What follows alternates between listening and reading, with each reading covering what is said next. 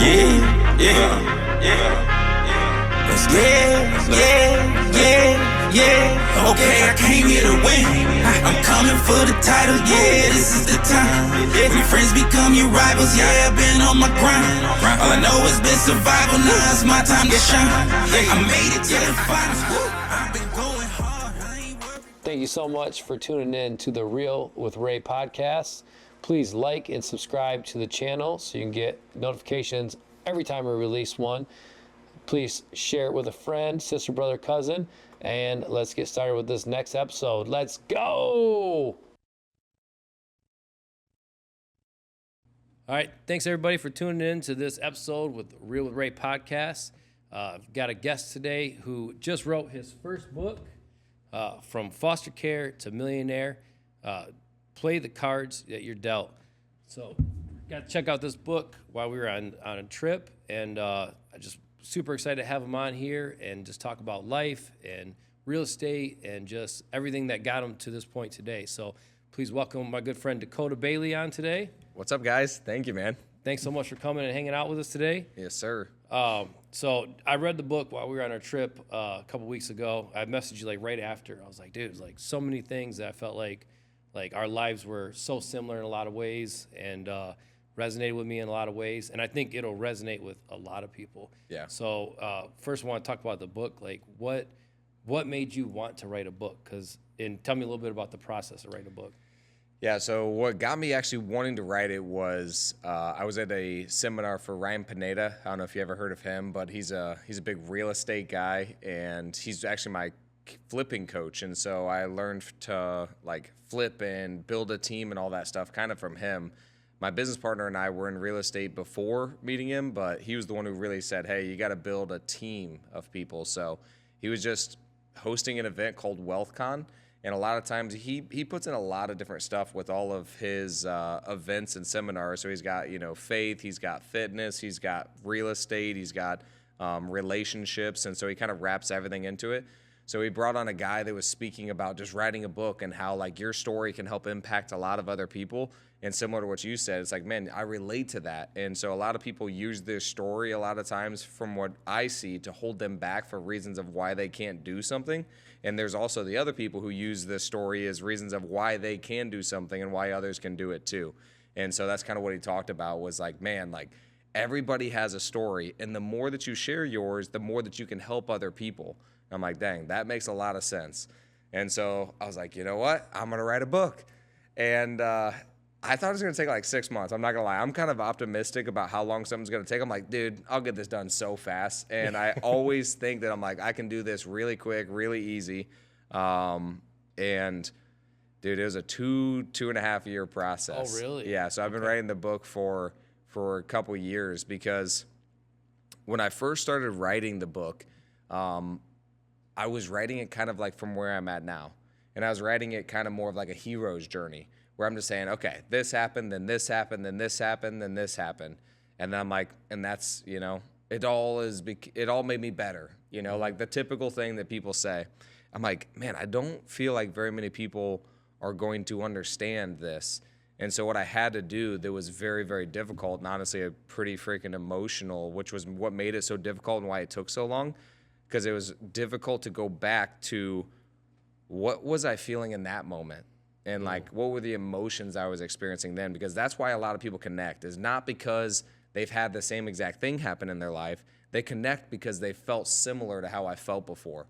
We've all felt scared. We've all felt helpless. We've all felt like, there's nothing that we can do to change the circumstances. We've all felt like we're at a disadvantage in life because it's all true, right? But it's not about what happens. It's about what you decide to do after that happens. And so that was the hardest part, was feeling the emotions that I've ignored for so long, because like that's what I learned to do, was shut off a lot of emotions, and which helped me become who I am, because I'm like, man, I don't care how I feel. I'm going to do this stuff anyway. And I'm sure a lot of men in general or in particular can like relate to that, because I feel like that's what we're also taught to do, suppress your emotions and just get stuff done. But then the other side of it that made it really difficult was thinking about what everybody else was going to think. My mom, my sisters, my family, my dad. Like, I'm talking about a lot of personal stuff that happened there. And so while I'm writing it, I'm like, what was I feeling? Oh, snap. How's this going to make them feel? Oh, man, they're going to be really upset with me. And like they were, some of them did get upset with me and stuff. So just all of these thoughts going on while I'm writing it, which made it a lot more difficult. So I basically, honestly, it was like a therapy session the whole time I was going through it. And that's something that my therapist actually told me. He's like, dude, that probably did more for you in your personal growth and what you realized because you had to play it out. And so, yeah, that was just part of the process of like writing the book. And I think it took a lot longer than what a lot of people actually realize. Yeah. What was that was actually one of my questions. So you talk about as a kid, going through traumatic experiences with your parents, getting put in foster care. And I think you did a good job of putting yourself in your parents' shoes, and explaining what, probably why these things happened. And I know like in my own personal journey where, thinking about my parents, like what blows my mind, because I'm 40 now, is how young my parents were, and we think that our parents are supposed to already know everything, and yet they're just still trying to figure it out. Yep. So curious on what was the reception from your parents and from your siblings when this came out? So I've not talked to my dad about it at all. I don't think he's even read the book or anything like that. We've talked about it a lot, everything, but not really specifically about like how he feels about the whole situation. My dad's really not big on feelings either. And sometimes I think doesn't really understand what he's experiencing or what he feels. He's pretty simplistic, just like I'm happy, I'm mad, I'm sad. Like he's very, very simple. My mom, whenever I first started sharing, she felt like I was attacking her. And like I was,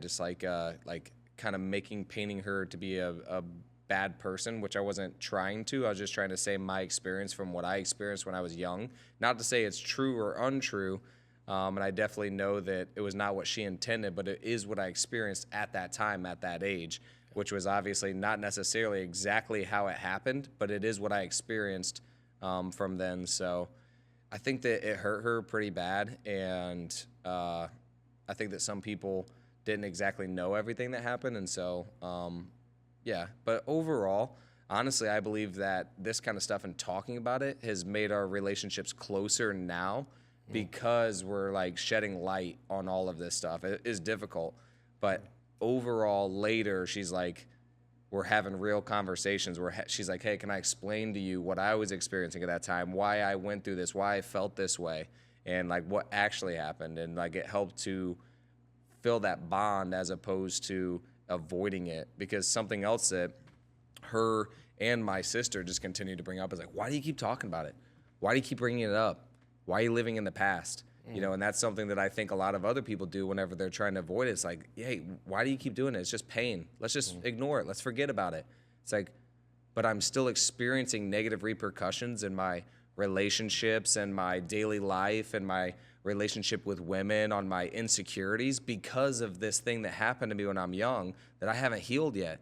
So I'd like to heal the relationship with us so I can hopefully move better for all of my relationships in the future. It's not that I'm trying to live in the past, I'm trying to heal the past. And so I think that also helped them.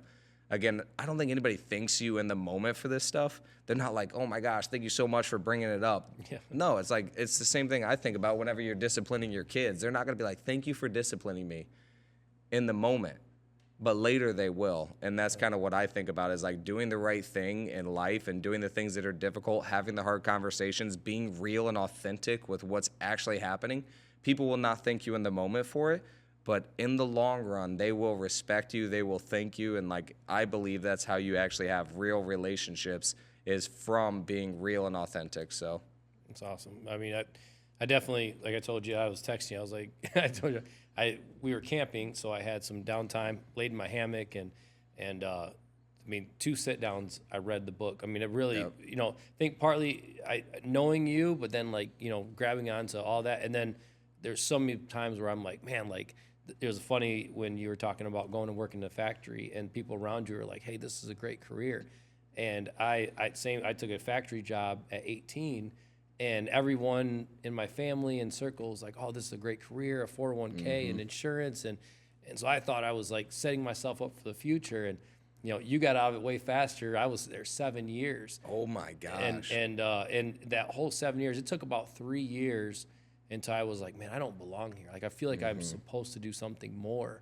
And so it just really resonated with me on that. Kind of tell me, I don't want to like give too much from the book, because I really want people to read it, because I think so many people are going to connect with it.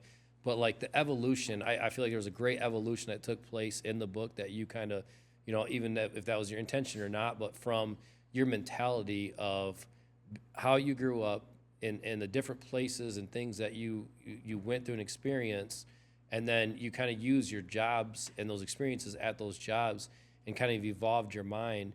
Tell me about that evolution that kind of took place, or how you view that from each, from lawn care to factory to car dealer to what you do now. Yeah, man, that was a lot of evolution. So in the beginning, it was just like, okay, work hard. That was it. Like, that was the only thing. Is like, work really difficult stuff and go as hard as you can. So I was doing landscaping, and like I was moving crazy rocks, and like, dude, it was brutal. And then the sun, I remember some days getting sunburned. I didn't talk about this in the book, but I remember some days I got so sunburnt that I literally wore a hoodie the next day, and like I was just drenched in sweat, but it hurt so bad that I had to cover up all my skin. And so I was working a ton of hours, working 3 different jobs. So my mentality getting right out of high school was just work super hard. I thought that's how you got wealthy. That's what I was always told, work hard. Well, hard work is an interesting concept, because it's not just about how hard you work, because I've seen a lot of guys who work in trailer factories. I've seen, like, what I was doing. Like, if I would have stayed on the trajectory of working like that, I don't think that I would become wealthy. And so I didn't realize that, though. I'm just like, dude, work hard. That's what my dad taught me. That's what we all do. And, we grow up, and we're in Michigan right now, but in Indiana, it's all the same thing. Midwest mentality is like, you just work hard and you're going to do well, is the mentality.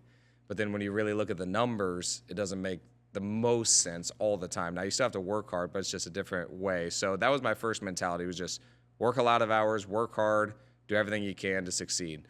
And then when I got into car sales, that was when I started to change, like, my mindset, because I started to read the book, one of my first books that I ever read, that was suggested to me from a guy named Nate Montang. He was the top sales guy when I got to the dealership, but it was Think and Grow Rich by Napoleon Hill. And I know that people kind of changed a lot of people's perspective. It's a weird book, man. Like, have you read that? I have not read that. Dude, it's a weird book. Like, it tells you to do some weird stuff, which I talk a little bit about some of them, which now in today's world, honestly, it's not as weird, but like, this was back in 2014. So for me, it felt really weird. Like, we didn't have a whole bunch of people on social media telling you to do all this woo-woo stuff.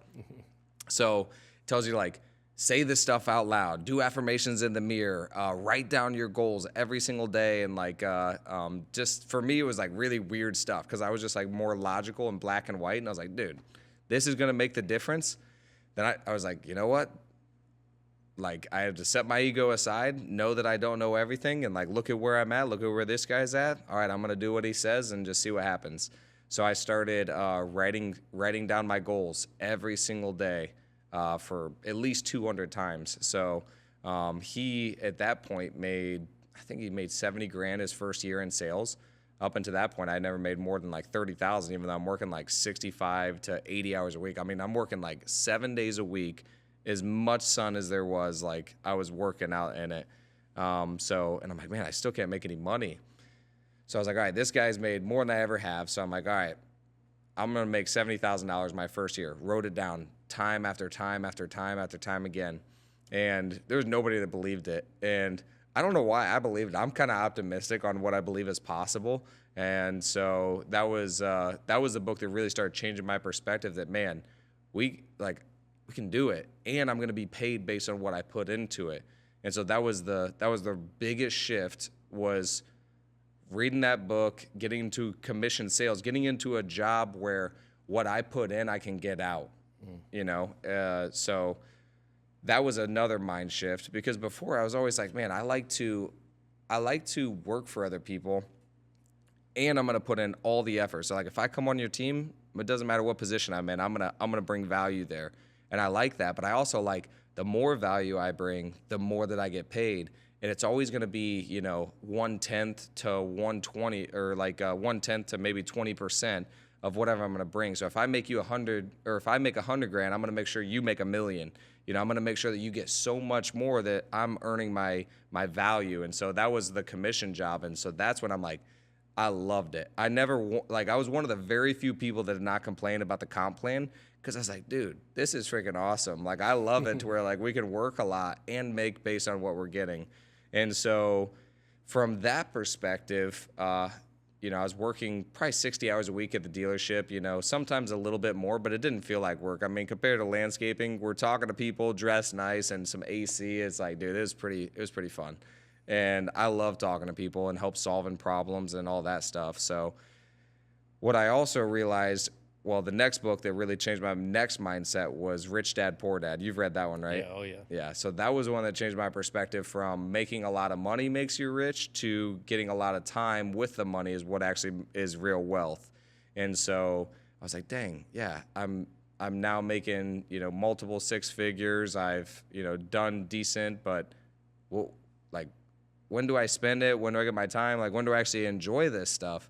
Because I'm like, yes, this is fun and I'm like building something, but I'm not building my relationships. I'm not building my spirituality. I'm not like getting more time to do the things that I want to do. And so reading that book, that's when it changed my perspective to I need time and money. And that's what true wealth is. Well, really, honestly, my definition of wealth is also shifted over time too. Now it's going to be the fullness of life, which is spirituality, your health, your relationships, and business. You know, it's not just time and money, it's like all of it. But at that point, it was just time, money. You know, if I did that, then I was wealthy. So that was the next book that really changed my perspective. And then, yeah, to where I'm at now is basically just what I described, like the fullness of every area of your life being what you want it to be. That's awesome. I loved, excuse me, I love when in the book when you talk about, there was like two things that touch on was, one, your perspective on school and like copying. Yeah. Like it was hilarious, but it's so true. You're like, you know, you get in so much trouble in school for copying on somebody's paper, but in the real world, you know, you're not trying to reinvent the wheel. Yeah. You're seeing how someone was successful, and you're mimicking what they did to be successful. You don't have to create a new, you know, path to success. Yep. So I really love that, and like that was super insightful for me. And me as a father, raising my kids of like, you know, like it really shifted something in me of like that makes sense to me, like in a lot of ways. And then when you're talking about the hours, when they let you choose the hours that you work, compared to like you have to be here 9 to 5. You're there like 8:55 to 5. Yep. When they're like, hey, you get to choose your schedule, you're like first one there, you know, working over the time there. And that's how, for me personally in real estate, you know, I was telling my wife, like, I think I work way more hours doing real estate than I would if I had a job. Yep. It doesn't feel like work because I love what I'm doing and I get to choose.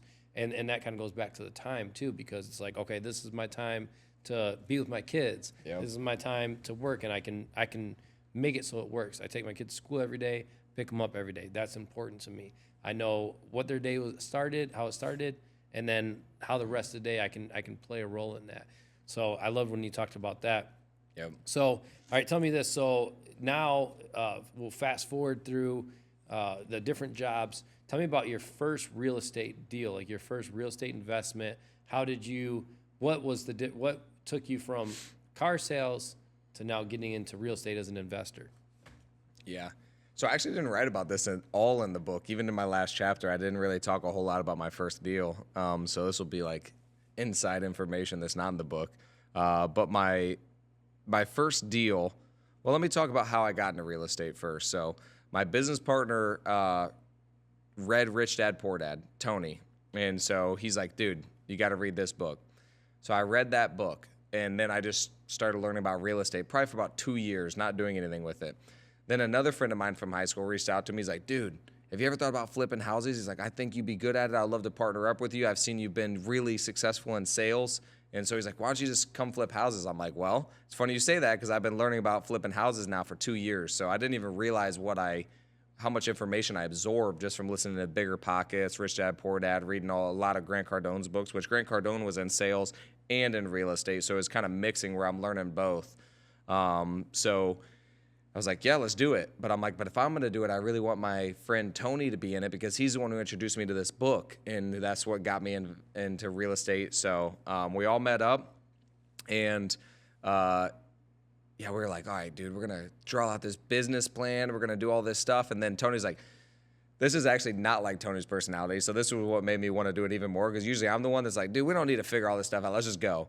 Tony was like, throw out the business plan. We're not going to talk about all this stuff and then not do anything with it. He's like, let's just get a Google my business number and throw out bandit signs that say, we buy houses. And I'm like, let's go. Let's do it. Yeah. So we put out some signs and then I was just taking all the calls and stuff because I had the most sales experience and that's all I did at the dealership. I got to the point where I was mostly taking the phone ups and I was always the fastest one too. So what happens is the receptionist would say, first available sales, line 1. I'd be like, pfft, and I was always the first one. People got so mad at me. But anyway, I'm just so used to taking phone calls and got really good at it because I practiced it, that's a whole nother thing on sales. But I practiced it week after week after week, literally saying the stuff out loud. We had to call this one place and practice our scripts every single week. That way it's just embedded in my subconscious. So got a phone call from the bandit signs, and yeah, it actually ended up being a lady. Her name is Amanda Perez. She's actually a famous singer from Fort Wayne, but it was her cousin's house, and that was our first deal. It was $27,000, and we had to put in $9,000 each. I had I think I had $30,000 saved up at that point, and then I had a home equity line of credit, and so we're just like, all right, guys, we got to throw up $9,000 each, Simple. It's that's pretty cheap for a house, especially with this is back in 2017, 2018, but still, it was cheap then. That's really cheap now. So we're like, all right, guys, we got to do this. And so my business partner at the time, Tony, did not have the money. And so there's a thing called manufactured spending. I don't know if you ever heard about it on credit cards. But it's a way that you can take a credit card instead of doing a cash advance and just paying the points and all the higher percentages and stuff. You can take the credit, go buy prepaid debit cards from CVS, take the gift card, put it into a money order, take the money order, write it out to yourself, and put it in your bank account. And so it's kind of like a loophole that you can just pay to the straight interest. And a lot of times you can get 0% interest credit cards for the first 15 months. And so then you get 0% on it. So that was the way that Tony was going to do it. And then Logan, I can't remember if he had money saved up or he did the same thing where he's living on credit. So he put in his money, Logan did. I threw up my money, and then Tony was going to do it, and he did $2,000 because you can do it only in $2,000 a day because CVS has a limit on how many you can do before they get the IRS involved and you have to fill out this sheet and stuff. So he got $2,000. And then he got scared the next day. He texted the group chat. He's like, "Hey man, I don't think I can do this anymore. I'm out. I can't do it." And so the backstory on this was about a week or two before that, we were going to buy a property on sheriff's sale, and I pulled out all my money from line of credit. I had all my cash, and you have to have in a cashier's check whenever you're going to sheriff's sale and hand it to them. So I had to pull all of the money out. And I was going to buy the property, and then they were going to put the repairs on their credit cards. So anyway, the house, we didn't get it because somebody else bid more, and so I put the money back in. So now when Tony said that he didn't have the money, he's texting the group chat. I just texted him personally because I was closer with him. He's been my best friend since I was 14. I'm like, hey, dude, don't tell Logan, but I'll put up the money for you as a personal friend. And so I put in my 9, his 7, and then he put in the other 2. And then Logan put it at 9. But yeah, I didn't want to tell him that way. They're not just like, okay, well, Dakota just covered the whole thing again because I didn't want to cover all of it. But yeah, that was our first deal. And then afterwards, we listed on the market. Needed nothing, dude. It was not even that bad. And I forgot the reason that Tony was so scared was because he started looking up the neighborhood and all this other stuff. He's like, dude, this is a high crime. It's not good. It's in the hood and all this stuff. I'm like, bro, it's $27,000. It doesn't need any repairs. I'm like, this is a no-brainer. It's just a no-brainer. And so we listed on the market. I think we sold it for $57,000, and then it didn't appraise, and so it appraised for 40 something. And at the end of the day, we were gonna net $9,000. And I'm just like, no, we shouldn't accept it. Let's just go on and then they were like, we really want to sell it, like, you know, because they got the money on the credit card and stuff. I'm like, I don't think we should. And I didn't really have a say because Tony and Logan were the ones who are like agreeing, like, hey, we should sell it. They don't know that I have the most money in the deal, and I can't just say that. So I was like, oh man, that was a tough one. But I was like, no. And then a couple days later, I'm like, you know what? This is our first win. Let's just do it. Let's just get our first win, and like this is gonna be a long-term thing. And yeah, so it worked out. But it's crazy because on that one deal, like Tony reminds himself of this a lot, and that's a whole nother discussion on where we're at today. But he's one decision away from losing everything he has. He's a multimillionaire now because of that decision to stay in, to like do that. So like that's a big deal for him, to where like that fear is gonna happen, dude. And I always remind myself of a quote I actually put in my last chapter. I wish I would have put it in the other one so you could have read it, but it's one of my favorite quotes is, fear is an emotion and courage is a choice. And so feeling fear is a normal, natural thing, but what you decide to do afterwards is up to you. Just because you feel fear doesn't mean that you have to act on the fear.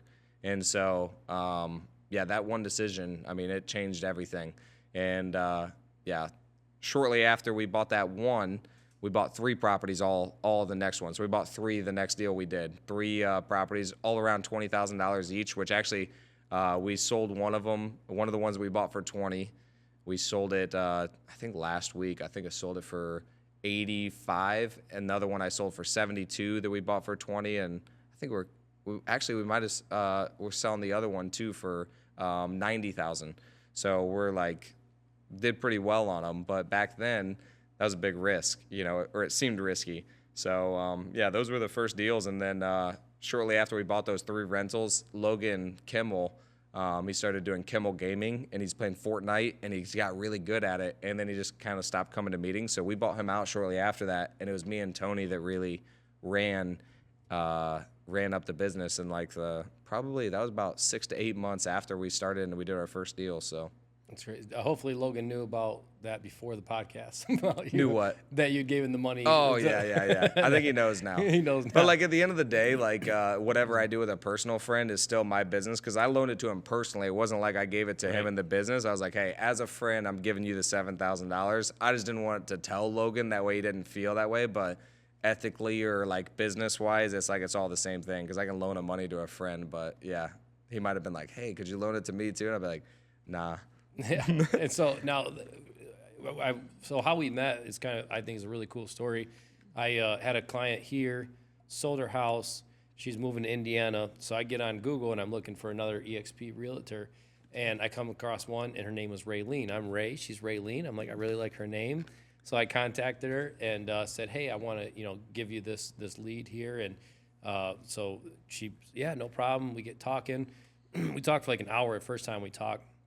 And she was like, hey, our guys, they're investors, and they have actually a couple Michigan properties, and I would be happy to not have to go through real estate licensing in Michigan. I think you should come down to meet these guys and talk with them. And so I'm like, yeah, no problem. She had actually offered to do a Zoom, and I was like, I'm more face-to-face. I was like, how about I just drive down there? I was like, I'd love to drive down there and check you guys out, see what you guys are about. And so I did. I drove down there, I think the next week. And we talked briefly with Raylene, but I was so impressed because she's showing me there's all these numbers and all these properties, and she's trying to find the properties that there's 2 or 3 that are gonna have me list, and she's scrolling, it's like, oh my gosh, how many properties are there? So do you know at this point now, so we'll kind of fast forward a little bit here, but so 2025, how many properties have you bought and sold or been a part of at your business? I actually probably would know 2024 numbers better than this year. So I've actually been working on stepping out of the day-to-day and not really knowing as much of that stuff. But I know in 2024, we did 207 sold. That means all the way through the process, we sold them. So I know we sold 207 properties. I think that we put probably close to 275 to 300 under contract. So we're usually getting under contract somewhere between 30 and 40 a month now. I know so far, I think last month we did 39. So yeah, we're usually doing right around that area. Our goal now for this quarter, because I started making our goals and our vision and stuff.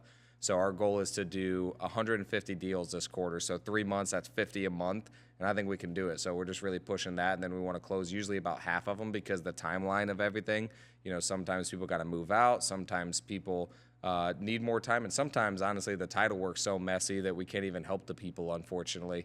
So usually about half of them fall through. So out of the 150, we want to have 75 closed this quarter. So I don't know how many we've done so far this year. I could pull them up on my spreadsheet, but I don't know. Yeah, it was super impressive to me when I went there and checked it out. And so let's rewind a little bit. So you did this first property with you and your buddies, just kind of like an idea. Yep. And then how fast did it like spring forward to being where like, hey, we need to hire people? Because that was another thing. I mean, I was like, there are all these people in these offices. Like, where do they all come from? They're all here buying houses. So kind of walk me through like the development of this business. It's LTD Properties. Yep. And tell me about from like kind of start to finish how that got going. Yeah, that's a lot. I'm going to give you a lot. So I'm going to tell you some stuff that maybe like I haven't even talked about in public or anything like that. So to start off, Okay, so I'm thinking like the first couple deals, those were probably like we started off hot on that one. Probably took us a couple months to get the next 3. And then after that, we kind of like I was still working full-time at the dealership. And so I was kind of doing that on the side and using my income from the dealership to refinance these properties and keep building. But then we started getting serious about it probably about a year after we started that first deal. And that was when we bought Logan out and we're like, all right, we're actually going to get serious about this.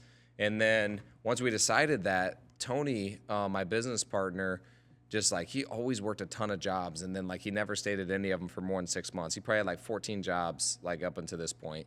And I was like, dude, why don't you just like quit your job and work full time in the business? And like, if we get one deal extra a month, like it's going to make up for whatever we're paying you. Cause we were only paying him like $500 a week at the time, which is what he's making at the hospital. He's making like $14 an hour. I'm like, dude, I think we can afford you. Like, I don't think it's going to be that big of a deal. And so that was the first shift in the business. And then we got up to like maybe 30 rental properties and went to Ryan Pineda's event back in 2020 or like joined his program. And that's when he was like saying like, dude, you guys got to stop focusing on rentals and you got to focus on flipping and building a business because that's actually how you get wealthy. And I always thought Rich Dad Poor Dad, it's all about cash flow. It's all about rentals and stuff. And I'm like, dude, you don't know. You're out in Vegas and like you're in an appreciation market. We're in the Midwest. You just don't understand. And he's like, I do understand. And it took me about a year to listen to him. So in 2021, I believe it's April of 21 is when I left my job because we had 30 rentals and it got to the point where like we were just getting so many deals that I couldn't do my job properly, which really bothers me. Like if I'm going to do something, I'm going to be the top performer. And if I can't do it and I'm letting other people down, like I'm not going to drag the team down. And so that's really the thing that made me quit my job at the dealership was there was a day that I came in and I'm used to like making the most phone calls, like doing the most. Like I was salesperson of the year for 4 years in a row. I had like 30 something salesperson of the months because like I was always there. I was always calling. Like I was doing everything I could to be the most productive that I could possibly be.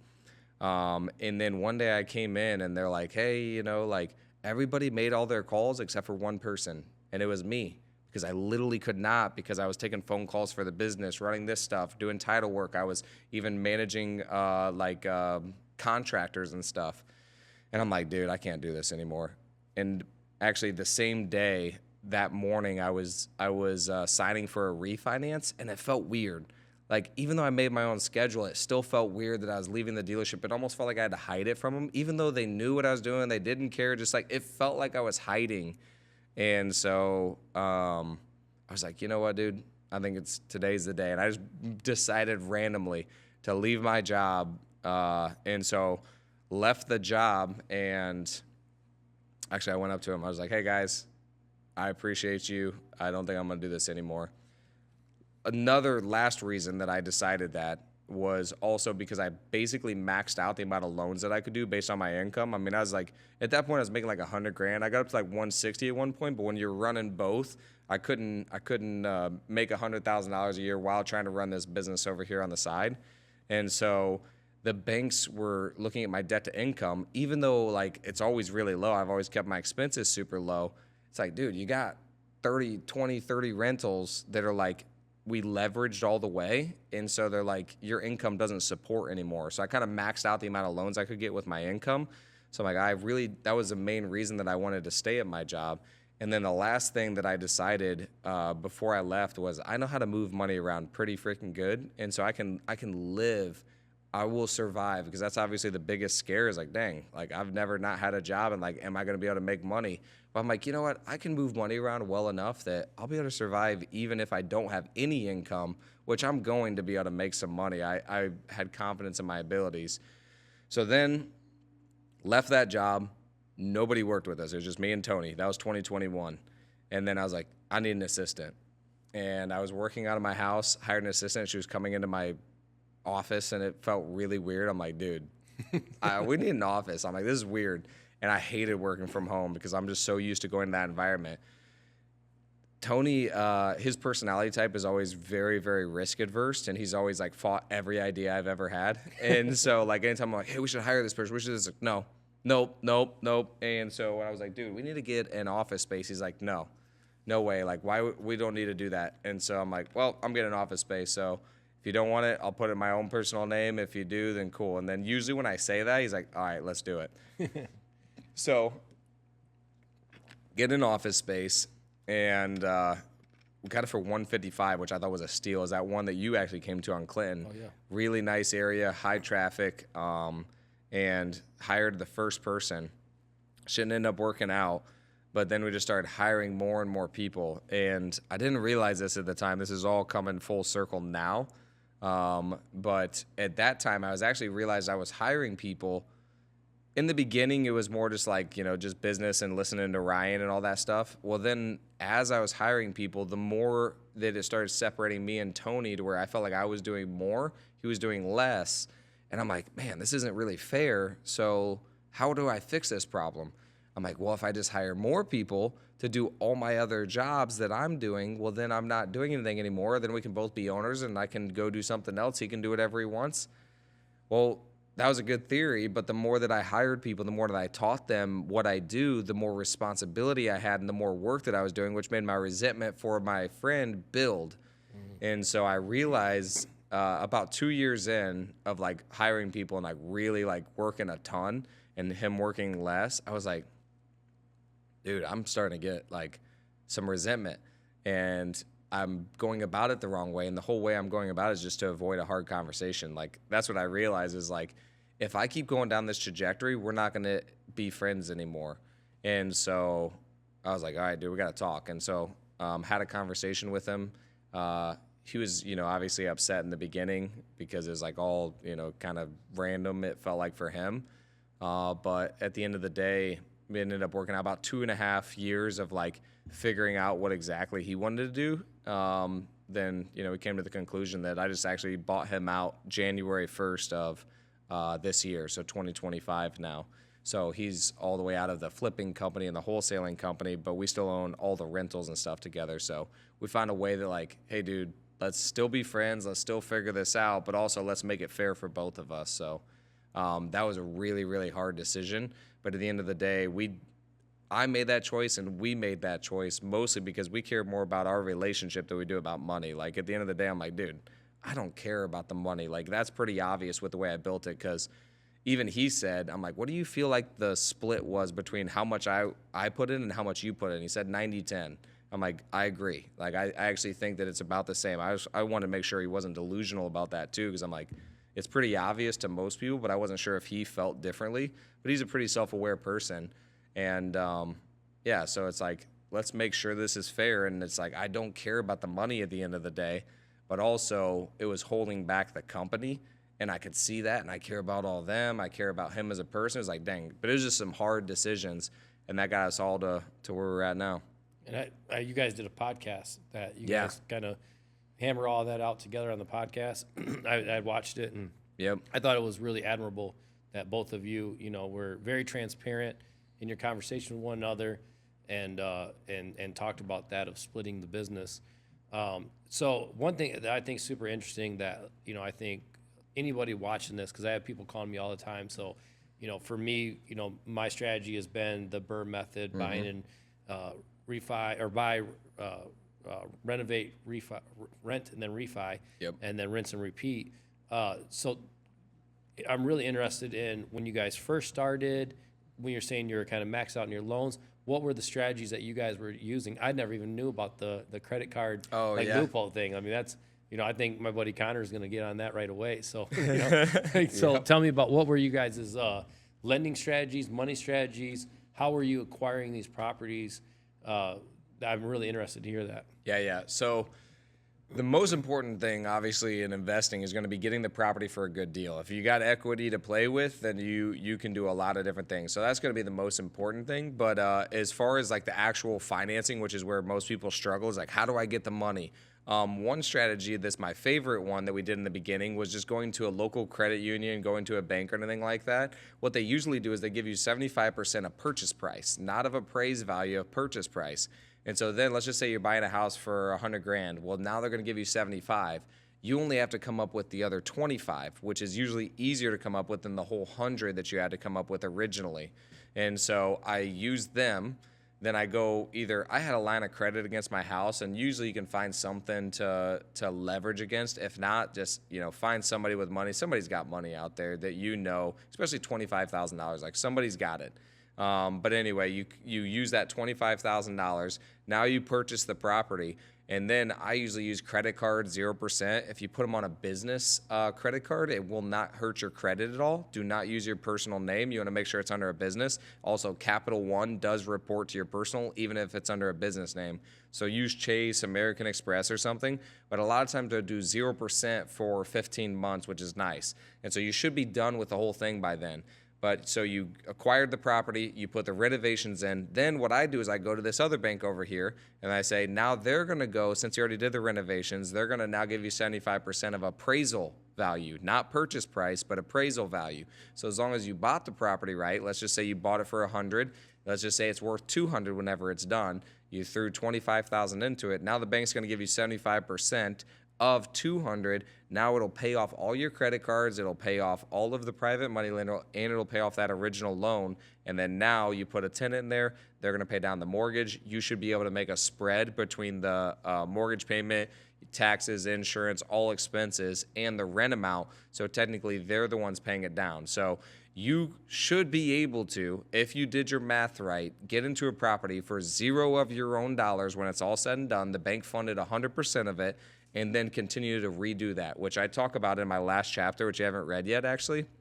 I call that, like, one of my biggest concepts in the book is the infinite chips mentality. And this is an infinite chips mentality. I talk about that infinite chips mentality in relationships, but it's also a business mentality. Because if you can, for simple math, get a property for $100,000, the bank gives you $100,000, the tenant pays the mortgage on the $100,000, how many of those deals could you do? Infinite, because it costs you nothing. It literally costs you no money to do that, and you're just making more money the more that you do it. So that's like the infinite chips concept, where it's like, dude, it's all out there. The question is how you do it. But the most difficult part is, I can tell you exactly how to do it, but if you don't have the mindset and the belief, you won't do it. Because I tell a lot of people how to do stuff. And that was the way I was back in the day. I'm like, dude, just tell me how to do it. Stop telling me all this bullcrap mindset stuff and I need to become this and that. Just tell me how. Give me the blueprint. I'll do it.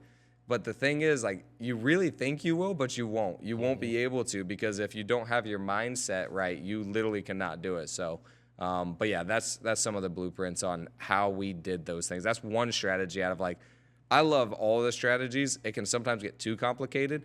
So if you're an individual, I'd recommend maximizing whatever deal you want.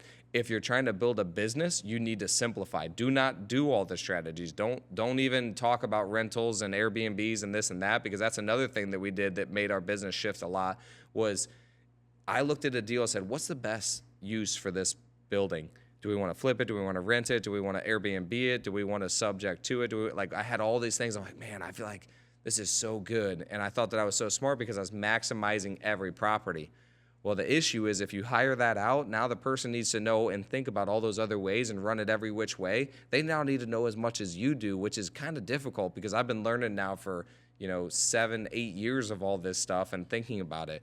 But if you just say, all right, we're only going to flip and wholesale these, I want you to run the math this way. Now you got a scalable system and a process that they can just do over and over and over again and really get really good at. But if you want to cherry pick, cool, you can pull one.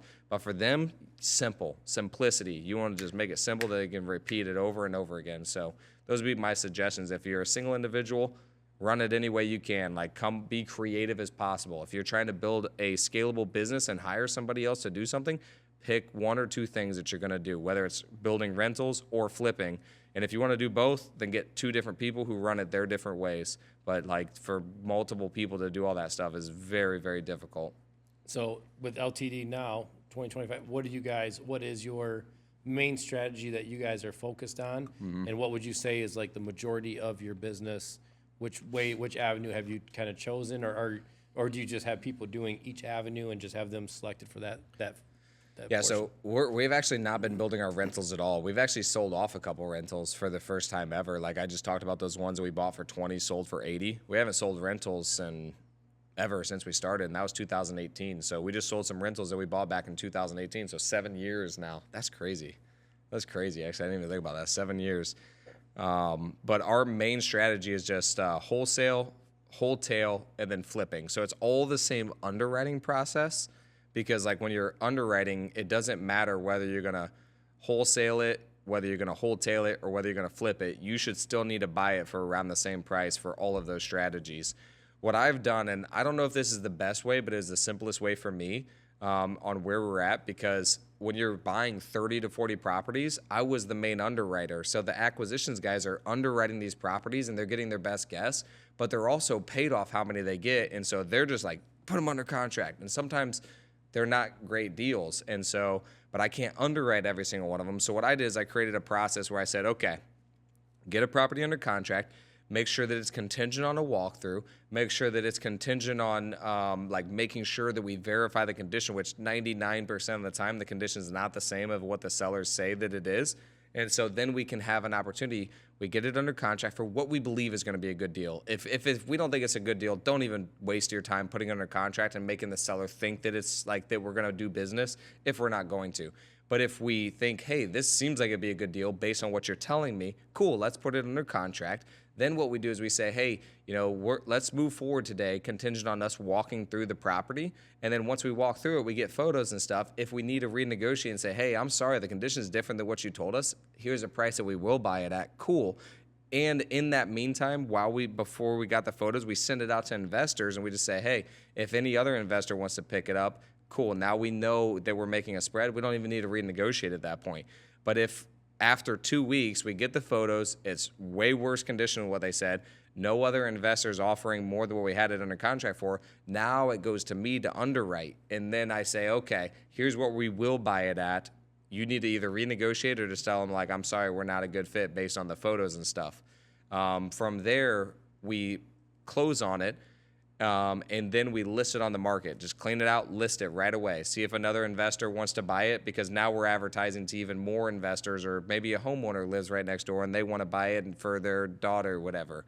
From there, we will take it down after 30 days and then we'll just flip it. And so that's kind of the process that we run it through, but it keeps it kind of simple because, again, it's the same underwriting process for the acquisitions guys. It's just changing from line to line. And so I just wanted to be less part of the decision making on what to do with each property, because I was kind of becoming the bottleneck. And so I created that system to hopefully flow through it. And my goal for all of that was to not waste time. If we can wholesale it and make $30,000, $40,000 to somebody else before we even close it, well, that saves us a lot of time.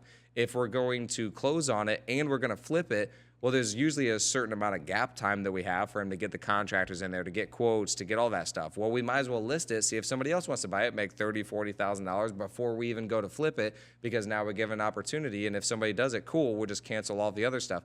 But we're not wasting any time all in between. And so that's kind of what I thought. It's worked out decently well. I would say that sometimes we lose money per deal, but overall as a business, I think that it's worked out halfway decently. So much fun. I just feel like it's a blast. Where do you feel like you get the majority of your properties? Because I remember when I was there and I'm like, where did all these properties come from? Like I feel like, I mean, even when I got my real estate license, talking about fear, I had this fear that there's not enough houses to sell. There's all these realtors. I know 20 realtors.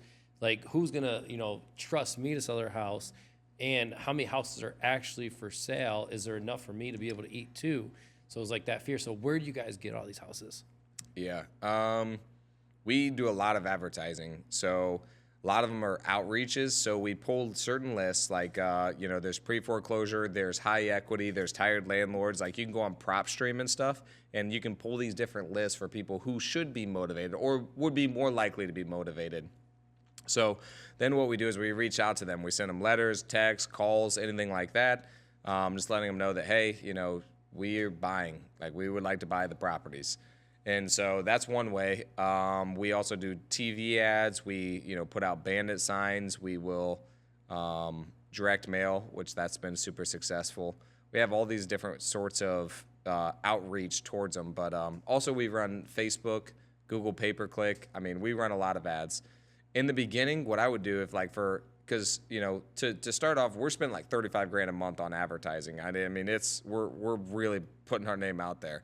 First, just starting off again, like, there's so many free ways, and dude, this is crazy. I actually just looked up ChatGPT. I'm like, hey, we're a wholesaling company. What are some free ways that you can get leads and like people who'd want to sell? Because the other thing that I always ask, and I put in the book that's very important to me, actually it's in the last chapter. I got so much in that last chapter I'm excited for you to read. But there's a question that I always ask myself, and this is a question that I ask myself as a salesperson, and this is a question that I always ask the other salespeople, and I think it's an important question to ask yourself all of the time whenever you're feeling down, whenever you're like waking up and your back's messed up and you don't want to go to the gym. It's like, okay, what can I do? What can I do today? No leads are coming in. Cool. What can you do? Like, I really, I don't have enough time to spend time with my wife right now because, I got all this other stuff going on. What can you do?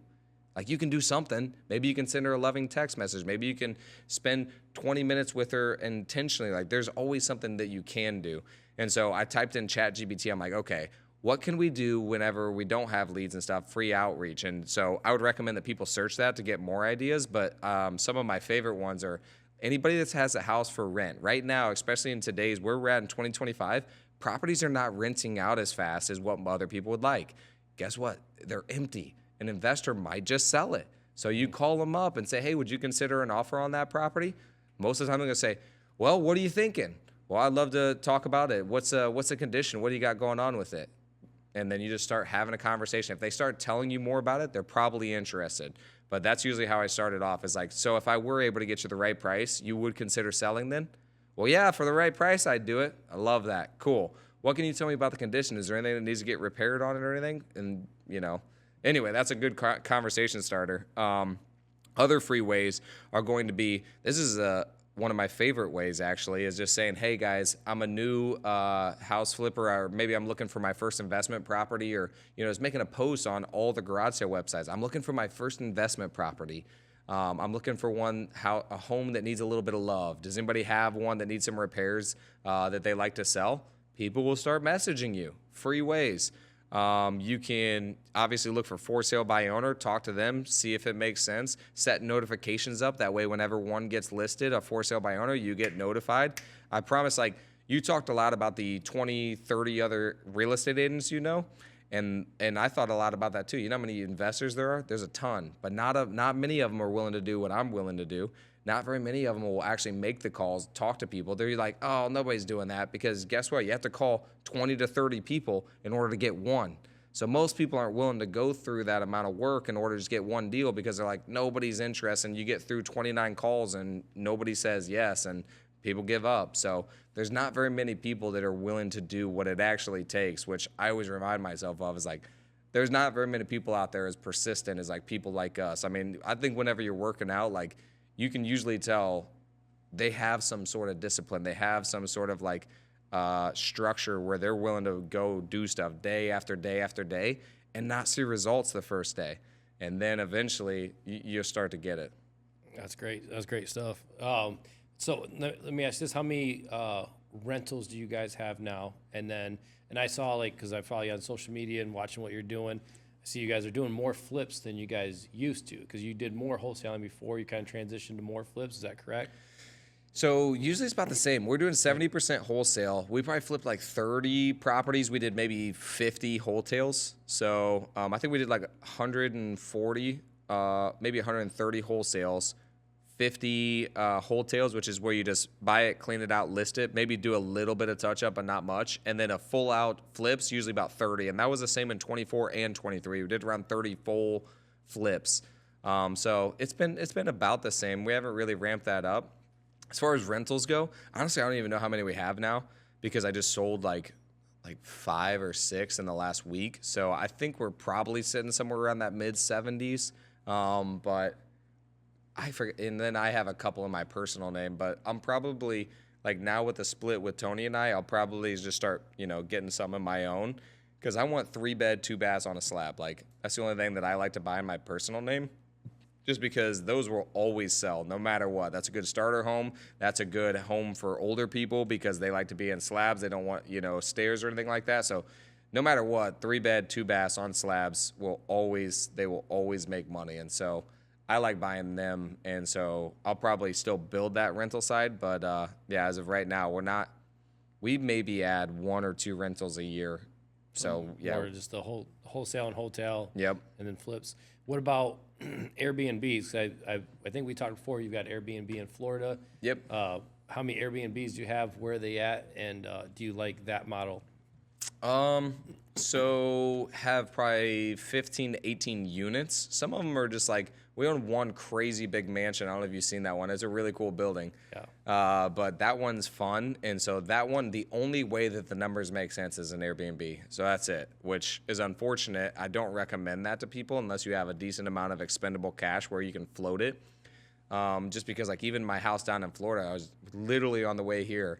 We were looking at it. I'm like, we didn't get any rent last month in April. And I'm like, and my house payment is like $2,800, all expenses. I'm all in for like $35. I'm like, so that just cost me $3,500 last month. That kind of sucks. Yeah. But I can afford it, but that's not fun. Like, so that's the bad thing about Airbnb is, like, it's not really that consistent. And so you usually do get more money. So overall, what I recommend, I mean, it's been good to us. I'll say that. We've been doing it for probably about 3 years, but I don't know. I don't know how it's going to turn out this year. So it's a little bit more intimidating with the way that the market's turning and stuff. So I would say if you're going to do it, I would make sure that the property is going to work out for a long-term cash flow, even if it doesn't work as an Airbnb. But it's been decent. Like, you usually get more money than what you would as a rental, but it's also more work. And so that's the other thing that I would say is, like, we don't do it. We have a property management person that we use. So if you are planning on doing it to make more money, I would not run it yourself. It's another full-time job. The amount of stuff you have to do, lockouts, cleanups, all this stuff, it's not worth it. It's not worth the extra money. It's not worth the extra headache. You can go wholesale another property and make way more. And that's something else that I actually should mention to you, especially with you getting into rentals and stuff. What I realized is the biggest shift was we have emotional energy that is actually, like, affects us, right? So when you're talking to a tenant and then they're dealing with water issues and then you just, like, got their house all flooded because the water broke, maybe it was their fault, but either way, it's your responsibility to get it fixed. That takes emotional energy from you because you're like, dang, I need to fix this thing and it's a big deal, and, like, now you're solving this problem for a couple $100s a month. You're making an extra couple $100. You're not really making that much money. I see rentals as a long-term savings account. You really don't make that much money. When I could solve the same exact problem on a flip or a wholesale property and make $20,000, $30,000, $40,000, $50,000. So why would I do all of this work to emotionally drain me, and I feel more responsible for a couple $100s when I could go solve the same exact problem and make, 100 times that. So that's kind of the mindset, and I can do that a lot more. And honestly, I'm way better salesperson and marketer than I am landlord. Like, landlords, like, you got all the leases, the tenant rights, it's a lot of, like, remembering stuff, and then you have to like normalize certain things and keep certain things intact. You can't change it, because that's another thing. Tony was the one who's writing up all the leases. He changed it based on what the tenant wanted. Like, I don't like this, I don't like that. I'm like, bro, you understand that's discrimination. You can't just change it based on what they say they want. Like, we could get sued for that.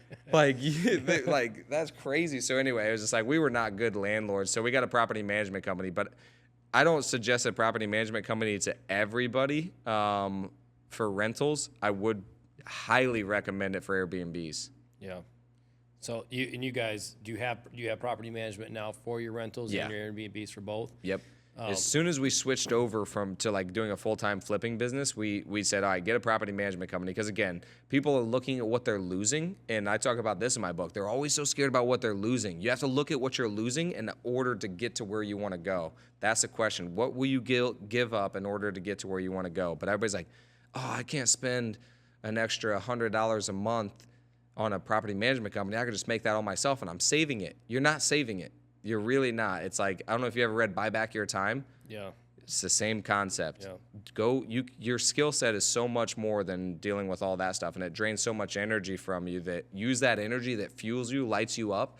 That way, the more you do it, the more energy you get. That's really what you want to do. So whatever lights you up, do that, and you will then figure out how to make more money because you're doing more of what you like. I just had this conversation literally yesterday because I got the gym here in the pole barn and did personal training for a long time, and I didn't really realize how draining personal training was on me.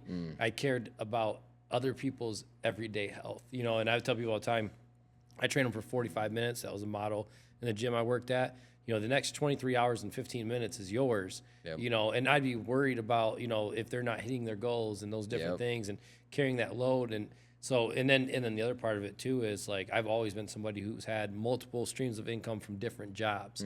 So, but I was doing like some website stuff and social media marketing and, this website's crashing on this, or I don't have this, or, I've gained this much weight, or I have this health condition now. And so I was carrying that emotional burden, and I didn't realize how draining personal training was for me until I got into real estate, and it was like physically what I was putting out and also emotionally. So I mean, I definitely 100% agree with that. And now, like I said, I love real estate. I was just telling some clients last night that I love personal training, and that was like my passion for so long. But I don't even miss it because I'm so on fire for real estate. Like every day I'm like, I'm in it, and I wake up, I'm excited to see what's hit the market and checking on, properties and things like that. So being a self-made millionaire now, like, and I think about you and your book, where you started, your upbringing, with your family, all those things. What's changed for you? Do you feel like, they say, people never change. Do you feel like you've changed? Do you feel like you're still that same person? Do you feel like, how do you feel if you're sitting there and you're looking at Dakota at, 14 years old to Dakota now today sitting in this chair? What are the differences, or what is the same? What do you feel about that? Yeah, no, I've changed up freaking so much. It's crazy.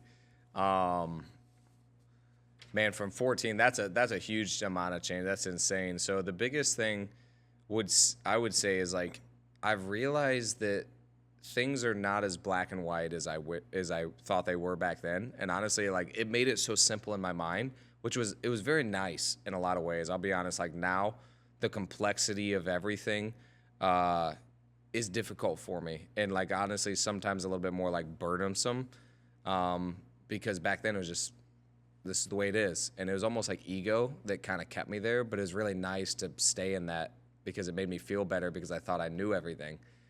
Now I realize that there's some truth to almost everything that everybody says, which is, again, it's so, in a way, hard and good in other ways. It's like I can see other people's perspectives and why they believe what they believe, and I can understand the truth in it. Like, I can see how that's true, and I can see how this is true. And, like, we're saying both are true at the same time, which is very difficult to understand. And so I'll just give you an example that I heard recently, and it was honestly, I dealt with some kickback from a competitor and this guy that was really trying to hurt my reputation. But it was basically he's playing on two ideals that are equal value and opposite. And so basically one is justice, you know. We believe in justice, right? If somebody does something wrong, we believe they should be punished for it. Like, that's a biblical thing. That's a characteristic, a trait that I think most people would agree with. It's like, dude, if you murder people, you should go to jail. You should be punished in some way, right? Like, in some sort of way. We might disagree on how exactly we go about doing it, but we believe that you do wrong, you should be punished for that. I would say most people agree to that. The opposite side is grace. We believe that if somebody does something wrong, it's like we can forgive them. It's like everybody makes mistakes, and sometimes you have to like forgive people and let it go. Both exist. Both are good. And so you have to really decide how much of each do you want to give at a certain time. But what people will do is they'll say, well, you need to give grace in this situation. You need to let this person out of this contract. You need to let this happen. It's like, no, I'm doing justice. And then there'll be other times where they're like, well, that time you gave that person justice, but this time you give them grace. It's like, understood. I did that based on how I'm feeling in the moment. Neither is right or wrong, but other people will have their judgments about it. But both exist at the same time. Both are good. And that's a very difficult thing for me to wrap my head around and to like always contemplate, because it's not so black and white. I don't just get to like make the decision and say, that was a good decision. I feel really good about that. It's like, is this the right decision? I don't know. And I can see both sides of it. And so it kind of plays with my mind a little bit more, but it also helps me to connect with people a lot more. I would say when I was younger, I did not connect with people a lot because I was just more my own thoughts, my own way. And like I was right and you were wrong, you know, and I proved it out and I showed it a lot of times. But even when you prove it, people still, they don't like you when you show them that they were wrong. So that was another way is like, if I'm ever going to prove somebody wrong, I try to do it in a way that they will realize it and me not tell them. Like I try to not tell them that they're wrong as much as possible. I mean, my fiance might get a little bit of it sometimes where I'm just straight up telling her, but I try to question my way to it a little bit more and like let them realize it, because people will be able to change a lot more if they realize it themselves as opposed to you telling them. And yeah, I mean, obviously my views around money have switched so much. I always thought that if you make a lot of money, you're rich. I mean, I remember people who were in $200,000-$300,000 houses. I'm like, dude, these guys are rich. And like, we're not rich. And I thought from my perspective they were, because like, dude, if you got electricity and you lived in a decent house, middle class to me was rich. And so now I'm realizing what rich actually is. And yeah, my view of success, that's been something that I wrote about in my last chapter. What is success is a question that I've asked myself a lot, and I've thought about that answer a lot. And for me, it's going to be just growth. And that's really what I've come down to, is growth is success. So like, I don't care where you're starting from. If you're further than you were the day before, you're successful. You are working on like where you're going, you're successful. Like, success is progress. It's not a destination thing where you're like, oh man, I got there. Like, dude, I've seen some really rich people whose health is horrible, and like, I'm like, dude, I don't consider you successful. And so that's another aspect to it, which I've talked about earlier, was just fullness. You know, like, are your relationships good? Are they where you want to be? Is your relationship with God good? Like, where's your spirituality at? Like, where's your connection? Your health. Are you taking care of your body and your finances? Are you making sure that you are like not stressed out so much all the time? Because that's another thing too, is like, I used to think people who had nice things were rich. And now I've seen some people who have some nice things. I'm like, dude, I know your financial situation and how much you struggle. So those are just some things. I mean, honestly, from where I was, I mean, I'll be honest with you, I didn't even want to share it with everybody. And I don't know how much I want to tell everybody, because I've been writing the book over 2.5 years. But some of the ways and my thoughts, even from then, have already evolved, which is kind of weird. And even posting on social media and stuff, it's kind of hard for me, because people see my stuff and then they think that that's what I think. And I'm like, I did at that time in my life, but then this gave me new perspective, which is like, it almost feels like I'm contradicting myself, but also like that's where growth is. And that's what like my mentors and stuff who share a lot, like are reminding me that, like, dude, If you just keep believing the same thing that you believed a couple years ago, that means you're not growing. That's a problem. So your mindset should shift and stuff, but it's very difficult when I'm putting it out there and then people remind me of it, and then I'm like, that's not who I am anymore, and they think that that's who I am, and it messes with like my ability to know, are these my thoughts, or are these people thinking this? Am I saying this because I believe this, or am I saying this because this is what I want other people to believe that I believe in? So it's been an interesting journey, but yeah. That's awesome. And you talk about this, like your personal habits, how does that play into success? Like you're working out, you're eating, you're, every aspect of it. And tell me about that, like how you, like what is like a daily routine for you and these different things that you put into your lifestyle. Like I see your videos of you guys working out. I see, different things that you're doing that are about your health. And I love that, because it is like I always would talk about this as a personal trainer, like all your different things. Your mental health plays an effect on your emotional health. Your emotional health plays on your physical health. Your physical health plays on your mental health. Like it's all like this big, circle of life for your own self. If one area is struggling, the other areas are going to struggle. Yep. If the other areas are getting stronger, then they're going to get stronger. Tell me, what are the things in your routine that you do daily, weekly, that help you continue on that road to success, to feel that successful person that you are? Yeah. Man, you may want to hit on one other thing, and then I'm going to answer that question, because you just made me think of it, that I actually wrote about in the book, is exactly what you just said. I feel like we do have a very similar mindset in a lot of different ways. But something that I talk about in the book is a lot of times what we think about is like, man, if I wake up early and I work out, I'm going to feel more drained. I'm going to be more tired. Then I'm not going to be able to, go as hard. And then if I work too hard while I'm here, then like I won't be able to have enough energy for when I get home for the kids, so I gotta save some back, and I gotta reserve this energy. And it's like, it's actually the exact opposite. If you wake up early, if you work out, you have more energy at work. If you get everything done that you wanted to at work, dude, and I tell this story in the book, and it's that one day I'm at work, I'm making all these calls, nobody's picking up, nobody's answering. I just did it all day. I'm like, well, that freaking sucked. I went home so exhausted, so tired. You know what I did that day? Next to nothing. Like I did next to nothing. I accomplished nothing. I didn't really do a whole lot. It just felt like, man, this was draining. Another day, I sold 4 cars. I'm running around the dealership, like just literally running, like trying to get cars, keys, paperwork, all this stuff. I went home so excited. I'm like, let's go out to dinner, like let's go. Like I had more energy because I accomplished everything that I wanted to. And so it's the exact opposite of what most people think. You're right, they all feed into each other, every single aspect. If you're fulfilling what you believe that you're supposed to do in those areas, you will have more energy. It's whenever you feel like you're not accomplishing what you wanted to, and then you move on to the next thing even before you finished it, that's really where the issues start to come in.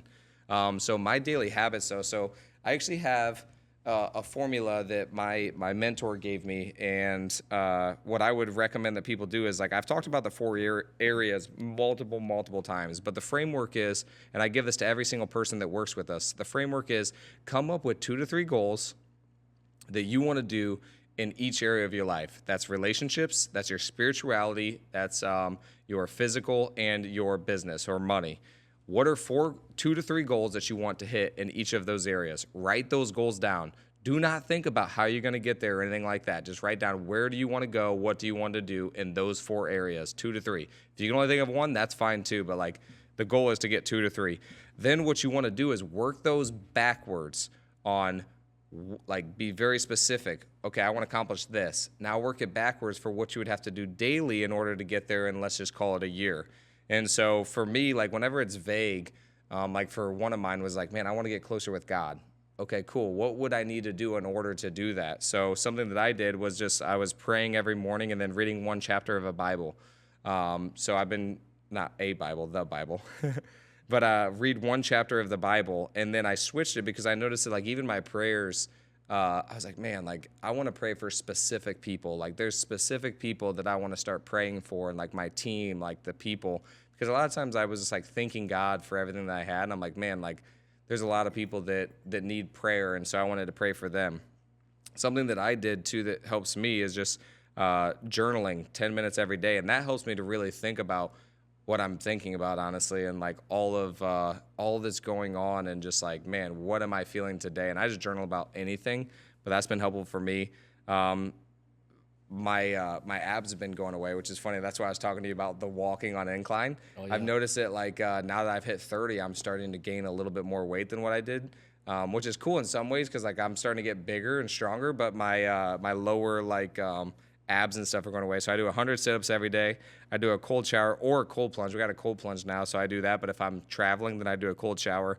15 minutes of marketing my book. It used to be writing my book. Send out a text of recognition or appreciation. Send my dad a motivational quote. My dad's just been struggling with like mental health, and so I've been like just checking in on him and like just making sure he's doing good. Something that I heard from Rob Deerdeck that I really loved was something that he does with his wife is he sends her a love text or a love quote every single day. He sends her a schedule for every single day. And so that's something that I do is I just send I find a quote that I really like and I send it to Nicole every morning. And so well, I do this 5 days out of the week, so I do the weekends usually off. So at least minimum of 5 days, and then 10 empathy statements out loud. Something that I struggle with is empathy, and so like it's easy for me to do it in a sales situation, but it's more difficult usually with like my significant other, and so I'm practicing actually saying it out loud because that's how I learned my scripts in sales was I just said it out loud and then it just automatically comes up. For me, it didn't automatically come up. And when we were talking to our counselor, we're talking about the difference between, like, okay, you feel this way. Am I allowed to have my feelings about it? And like, why is this like hitting this head? Because she says this. I'm like, okay, but I'm gonna let you know how I feel, and it doesn't go very well. It's the empathy statement in between. It's the gap. I'm like, that makes a lot of sense. So I've been practicing saying those every day. So those are the things that I do every day. And then I switch that up just based on where I want to go and what I want to do and based on what I'm wanting to do every day to get me to my goal. And then the accountability is there because at the team, every Monday we say, hey, how many of your commitments, how many times did you hit your commitments last week? How many days? And I commit to 5 out of 5. And if I'm the leader of the group, it's like, dude, I'm going to hit mine. So I mean, I've been doing this now 2.5 years. I also text my coach, oh, shoot. Just remembered I forgot to text him last night, which is interesting because this is the first time in probably 2.5 years. But I text him every night or every Friday before 5 o'clock, like send him a screenshot. Hey, here's my goals. Here's how many I hit. And yeah, so I have 2 accountabilities, one with my coach and then one with a team. But those are some of the things I do every day. And honestly, for me, having that list of daily non-negotiables is the game changer because it helps me to know that I'm going to do this. Like it's not a question of if I'm going to do it. I know I'm going to do it because I've put myself in situations that kind of just force me to do it. It's like it's harder for me to go in front of everybody and say I didn't do it than it is for me just to do this stuff. Like it's always in the back of my head. Like I'm going to get it done. That's awesome. And that's a huge list to do. Like, Yeah. I feel like I am not doing enough every day now after hearing your list. Well, it's different for everybody based on where you want to go. Yeah. I mean, for me, like, and it's spending time with my kids. I try to get individual time with them, at least 30 minutes of one-on-one talking with them and finding out, we do our roses and thorns every day. I ask my kids, what are your roses and thorns? Better than saying, how was your day? Good. What are your roses and thorns? They have to come up with 2 or 3 of each. And and you find out a lot about their friends, their teachers, their own thoughts and emotions, and it opens up because then there's other questions that we do. So, that's a big piece for me. And where I always forget is I forget to ask my wife because we're so busy with our kids. But my wife is really great. One thing that we do, and there's actually funny memes or whatever, but we send each other Instagram little videos. It's like, like a, funny, like a monkey crying, and it's like me when I'm not with my husband, or whatever, things like that. So that's like our affirmations to each other. So, I mean, that's all really great quality stuff. Let me ask this. So, and one thing, you guys, how many people are on staff at LTD? Honestly, it's like, I don't know, maybe 15 to 18. I'd say I would feel like just the time I went and seeing stuff. So you've got quite a few. What do you feel like is the biggest, pluses and minuses, your roses and thorns on being a manager, CEO, and managing other people? Because for me, I think an area where I lack sometimes is the managerial role. For a lot of times I see myself like, if someone can't do the job, just let me do it. I'll just do it because it's hard for me to hand it over, and especially if it's like they're not hitting the mark, it's better for me just to do it and get it done. Yep. I'd like to ask you, with that many people and personalities, I feel like you do a great job in talking with, I've done some interactions with people that work with you and for you, selling properties for you guys and some of that. What, give us some advice and some strengths and weaknesses you feel in that area of managing people and this business. Yeah, that's a freaking tough one, dude. I mean, I'm doing the best I can. I'll say that. I'm doing the best I can with what I have, and I don't think I'm like the best leader or anything like that. Honestly, like it's something that it's a burden in a lot of ways, and it's a gift in a lot of ways. And yeah, I would say like some of the things and my strengths would be holding everybody together, I guess. And like, I don't know, I want to make it fun and like hold everybody together as much as possible and make sure that everybody feels heard. And so that's something that we do every single morning. And I don't know if you were there or were part of it, but something that we do every morning is like, hey, let's talk about good news than the day before from whatever's going on in your life. And I want to make sure that every single morning we all get together in a morning huddle and we talk about what was good yesterday and just hear about what was going on. Kind of similar to what you said, except we don't talk about the bad stuff. I want to talk about good stuff if possible. Obviously, if somebody needs prayer, like we've had some, family members die and just different stuff that like, we're going to pray for people and be around them and stuff. But I want to start off the day with some positivity as much as possible. So that's something that I feel like I've done well, was just like maintaining the culture of everybody and like making sure that everybody's feeling like they're part of the team. Some stuff that I feel like I could work on. I mean, honestly, for me, it's going to be clarity is usually the most difficult part for me is like, man, I'm like, I got this vision and I'm like, okay, guys, we're going to do this, this, this. And they're like, well, what about this? I'm like, I don't know. I'm like, let's just figure it out. And then they do it, and then I give them feedback on it, and then they feel like I wasn't precise enough, and they feel like now they feel like I didn't do a good job, or they feel less than because now I'm giving them feedback. I'm like, I think you did an amazing job. I just want to change this and this. Like, why didn't you tell me in the beginning? Because I didn't know until now. And that's just kind of how I do everything, and construction-wise and everything, which frustrates people, but like, I don't know. For me, it's just how I kind of work. So I think that, painting vision and like giving more clarity is super important as a leader and something that I'm working to do better at. Other like advice, I guess, would be like, have somebody document everything that you're doing, and like kind of writing it out is kind of important. Like it's really, really important. Is like, here's what I do, because you have a certain way that you do things. And just like you said, you think that they probably aren't going to do it the same way as you.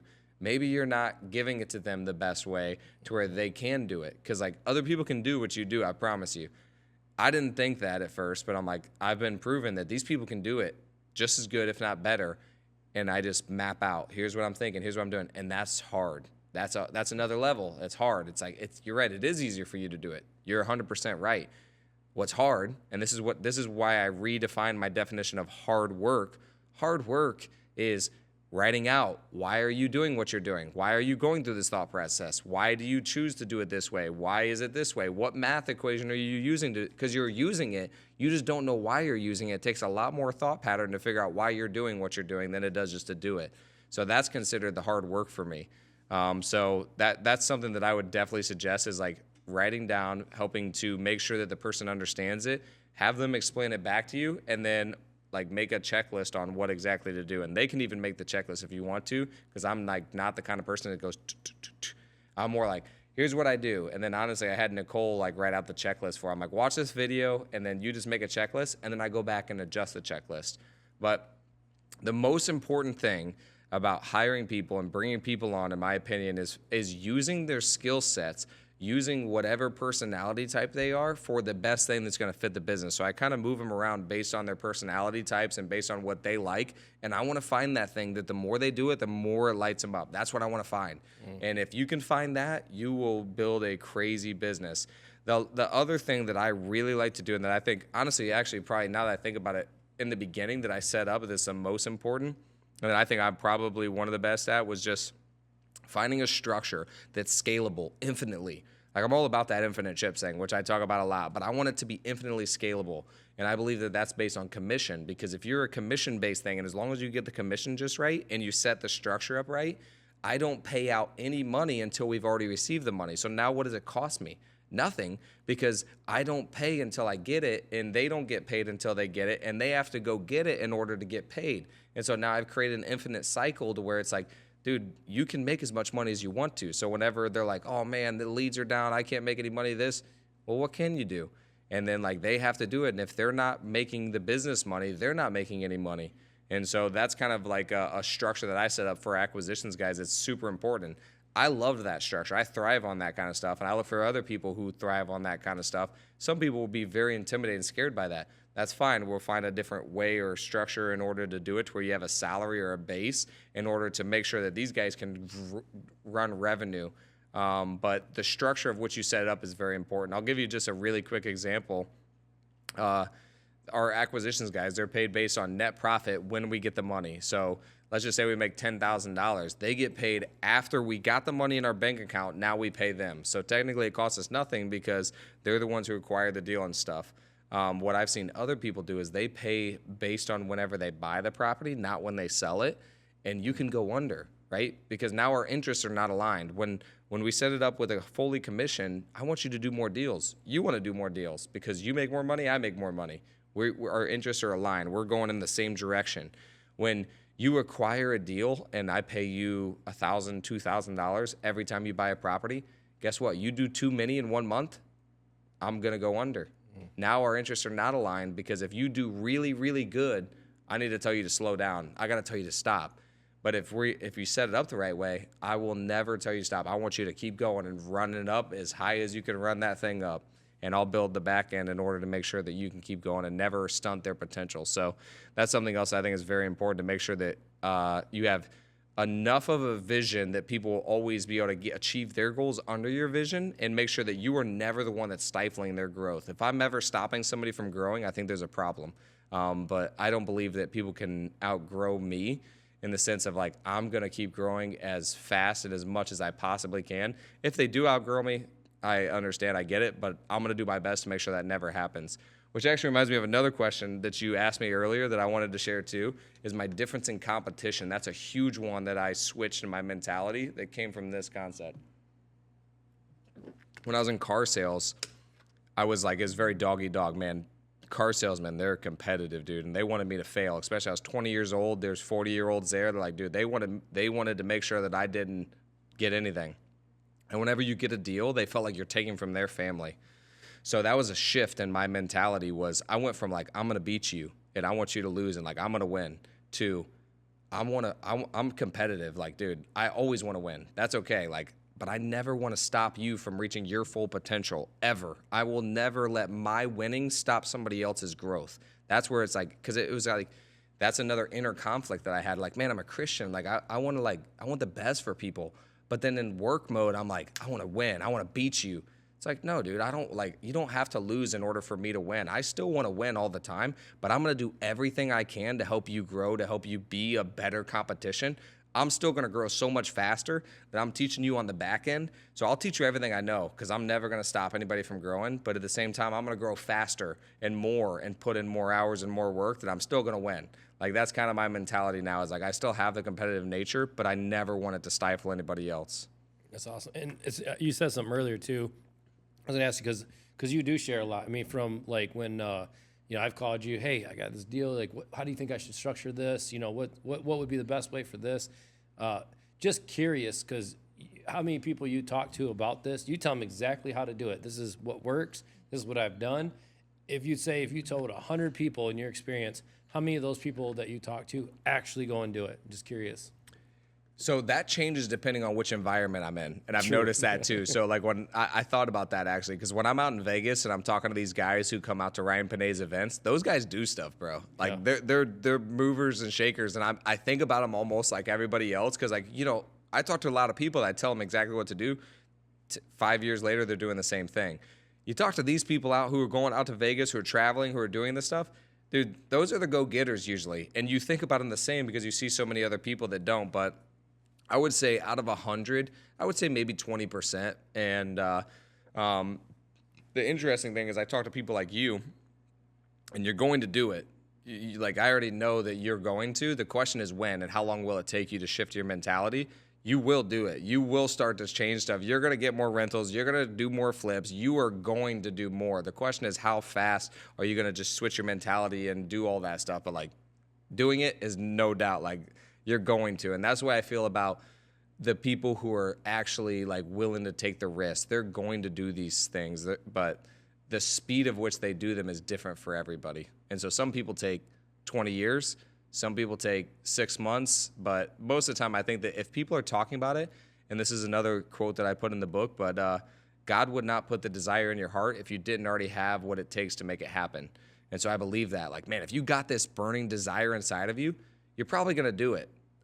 It's a question of when you're going to do it is really what I think is going to happen. If you don't do it, like, you're going to be depressed, in my opinion. And I talk about that a lot in the book too, of like, when you have that desire and you know that you're not growing to your potential and you're not even trying and you just keep putting it off day to day, you feel it, you know, and like nobody likes that feeling.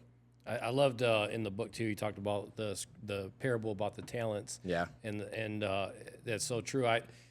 Let me ask about this, because I know for me, like my upbringing and thinking about where I came from, the mentality that I was raised around, to the mentality that I have now, I think for me, I give all credit to God. When I gave my heart to God, He shifted my heart, which shifted my mind, which shifted my spirit.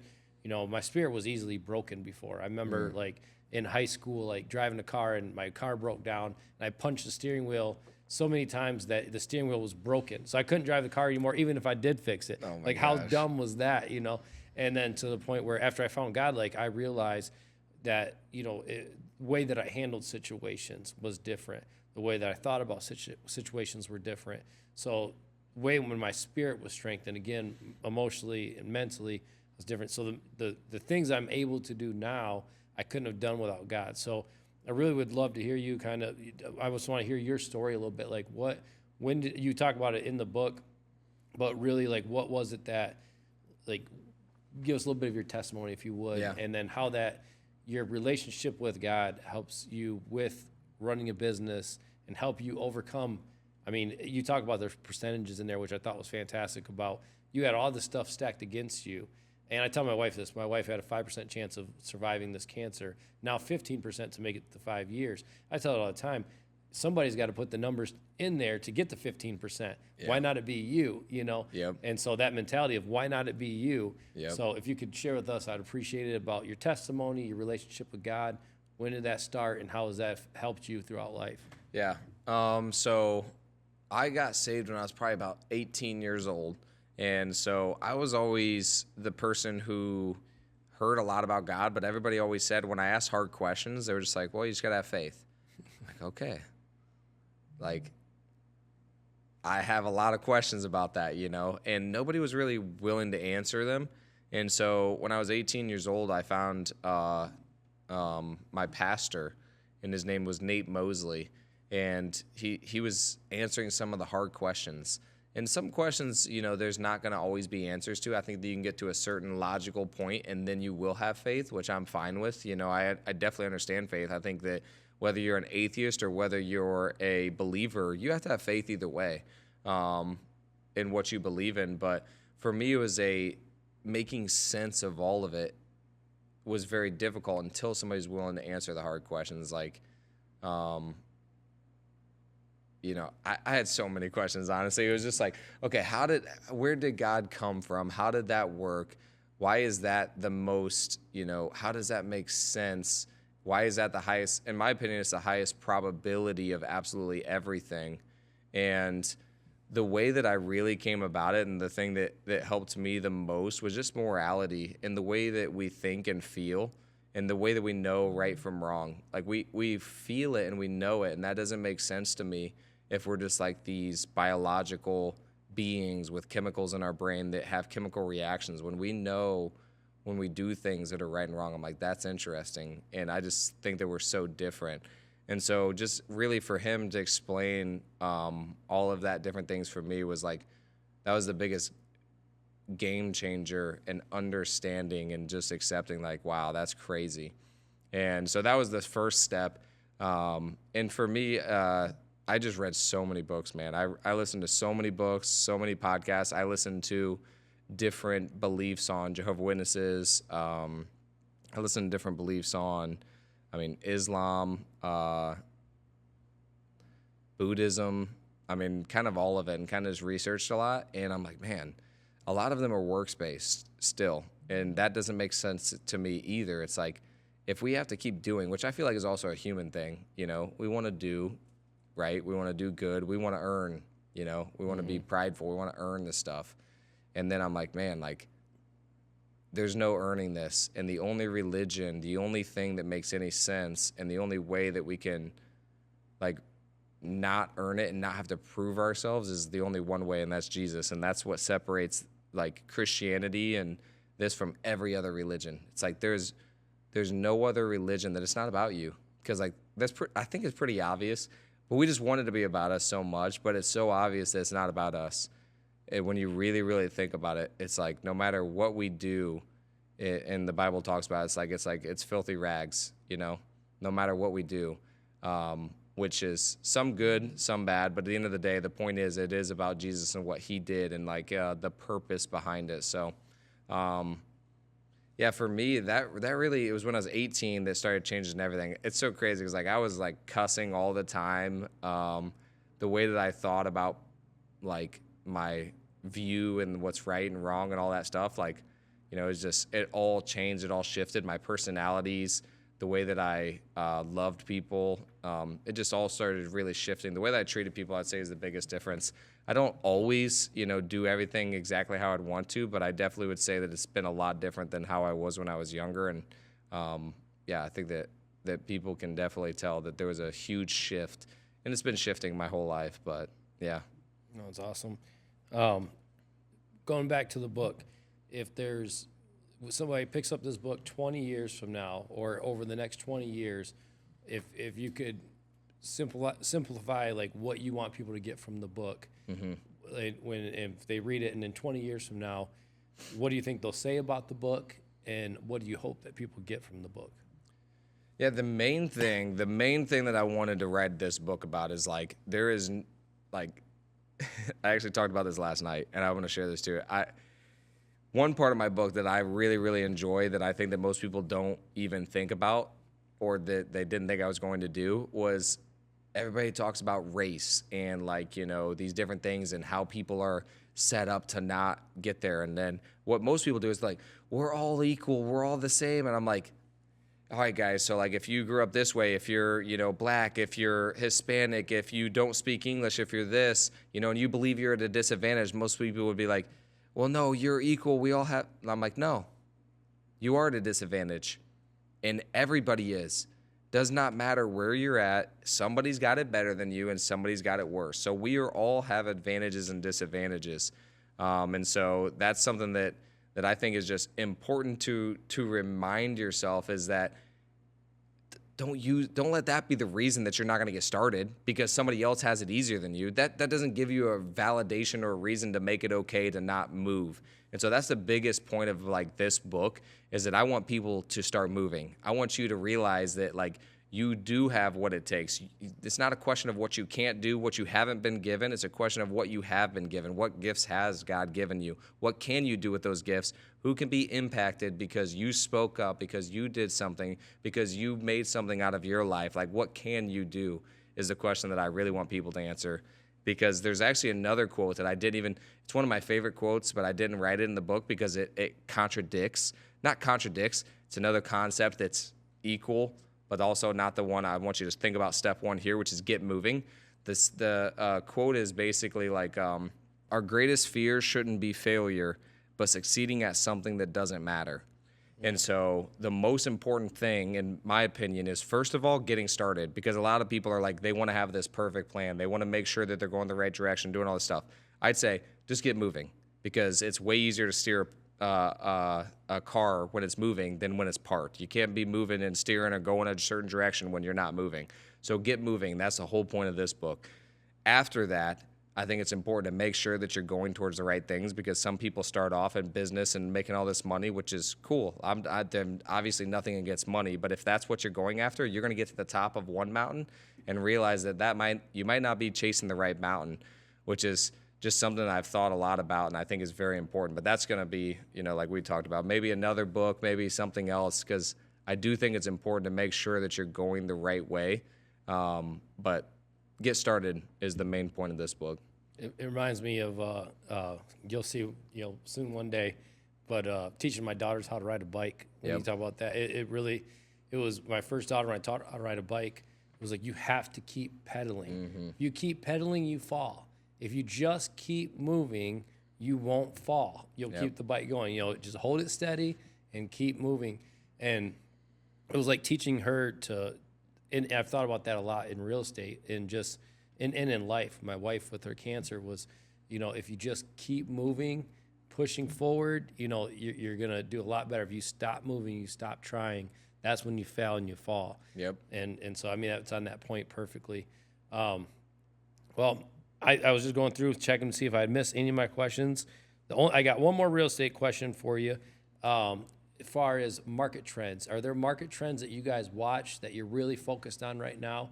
Where I keep shifting. I'm like all over. I'm like, book, personal life, spirituality. That's kind of how the book is too, honestly. I go all over the place. Yeah, I think, it's funny because like I think that because that's how my mind works too. Yep. So like it was funny because I actually told my wife this. I said, there's going to be some people that are going to be like, wait, what about this? Because you left off. And I was like, but in my mind, I understood perfectly how you were flowing with it. So market trends. Is there certain market trends that you guys watch in your business? And is there any that you're like concerned about or you're excited about? I would love to just get your intake on that. Yeah, it's interesting. So I do not, and honestly, I probably should watch it a little bit more. I notice what happens inside of our business because I have a mentality that I talk a lot about in the book, which it could be good, it could be bad, but it's just kind of how I think. I think a lot of times people focus so much on outside circumstances. With the example that I use in the book is about the dealership in the winter time. Every single winter, dude, it's just like every salesperson, every manager, they're like, oh, here we go. It's going to be slow. It's going to be slow. Guess what happens? It's slow. But instead, if you're like, dude, I'm not going to slow down at all. That's what I told myself. I'm like, it's going to be slow for you guys, but it's not going to be slow for me.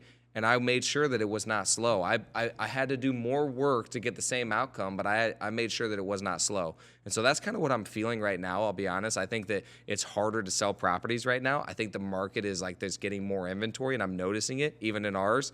But I don't watch it. But what I do is I decide, hey, guys, we got to dial in our rehabs even more. We got to make sure more stuff's better for less inspection responses. We have to make sure that we're priced more aggressively. Like, we have to have our hold time more. So it's not like I'm not watching it and noticing it and just saying, oh, I'm going to put on my blinders. It's like, no, now I have to be better to do the same amount as what I did before. And then whenever you come out of the or the downswing of like the market, now you learn how to do things more efficiently, better, and then you can actually end up making more. So that's kind of my mentality that I've thought about and that I put on. And like, I think it's important to look at numbers and data, which I'm not saying to not. I'm just saying I have not looked so much at the outside. I look at what's happening in my business because another quote that I like, dude, I got a lot of quotes, but people create their own economy in their head.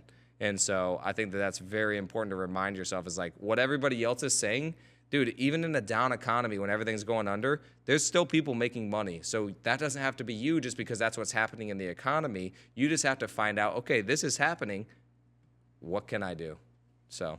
And I loved one of my things too and I've heard this a lot of times with investing or different real estate. Someone bought a house and the tenants destroyed the house or, I lost my first house in the 2008 crisis.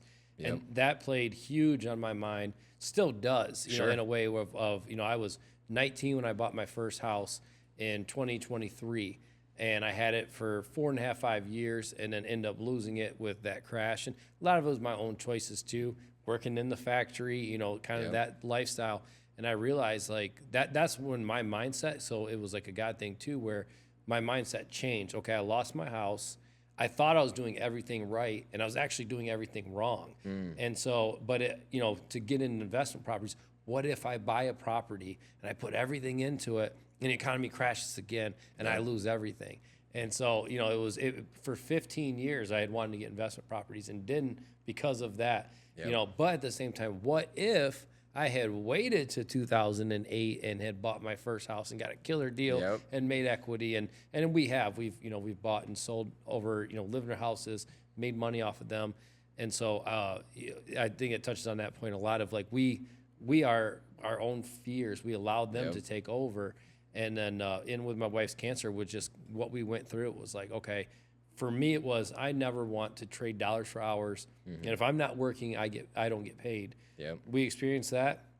Never again. And you know, I'm 40 and I'm like, okay, 40 years old, like if I don't do it now, you know, it's like it's time to go. So that's why I'm in overdrive with that. That's exciting. Yeah, I'm so excited. So yeah, Dakota, I think that is all of my stuff, man. I appreciate you so much. Is there anything else that you want to share? Tell me a little bit about the book. Let me throw the book out here. Where can you order the book? When is the release date? Tell me that. So release date is May 11th, and just Amazon. And then I actually did an audio version too. So I just recorded that. That's a funny story. I was going to do AI, and then I started getting it. I couldn't get my tonality just right. So I decided to record the whole thing. So I've been recording the whole thing. It's almost done. I'm hoping it's going to be out by May 11th. It should be. And then I'm actually on the audio version. I'm going to be doing a podcast at the end of every chapter that kind of gives a behind the scenes of what I went through, what I was talked about, and have an interview kind of style like this at the end of every chapter. So be on the lookout for that. And we have a hard copy. We have this copy, and then it's going to be an ebook that you can actually download to like a Kindle or something like that. So that'll be available on May 11th. Nice. And so what I'm going to do is I got 10 of these books. Dakota's going to autograph them for me. And then if you like the podcast, share it, subscribe to the channel. So you got to have all three of those things done. You got to share it on social media, Facebook, Instagram, like the podcast, and then subscribe to this channel. Then I'll get you a book. First 10 people that do it get an autographed book so you can check it out and read it. It's a great read. I think it'll motivate you. I read it. We were camping, and I was fired up. I was like, I got to hurry up, get out of this campground. There's, like, no service. I'm ready to go make a deal right now. Let's go. I was pumped up from it. So it was awesome. So appreciate your time so much for coming and hanging with us today. And I think I want to have you back again. So I hope you come back for the drive again. So appreciate it so much. So thank you guys so much for watching. You guys have a great day. Thank you so much for tuning in to this episode of the Real with Ray podcast. Please like and subscribe. Share it with a friend, and give us your feedback. What did you think of the podcast? If you've got any questions, we'd love to hear from you. Reach out, and make sure you tune into the next episode. Let's go.